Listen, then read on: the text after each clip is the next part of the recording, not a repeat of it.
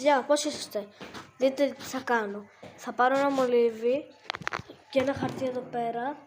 Τι αδερφής μου είναι αυτά εδώ. Δείτε, θα κάνω κάτι. Δεν θέλω να το κάνω.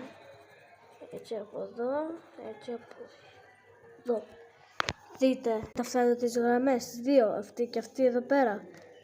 Δείτε πώς θα μπορώ, τι θα κάνω, πώς μπορώ να το κάνω.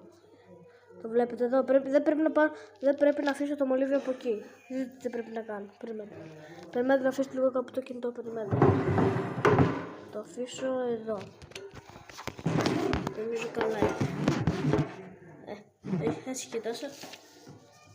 Δείτε, δεν βλέπετε και πολύ καλά, συγγνώμη, sorry. Ναι, αλλά δεν γίνεται, μπράβο. Το βλέπετε εδώ. Εδώ και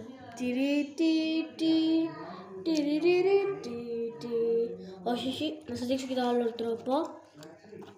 3, 2, 1, δείτε.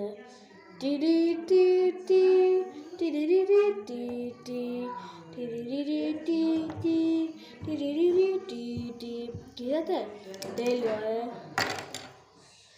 Θα μάθω και να ζωγραφίζετε. Θέλετε και άλλα τέτοια, και ζωγραφικές και τέτοια, κάντε like και εγγραφή και γράψτε μια καρδούλα σχόλιο, θέλω και άλλα.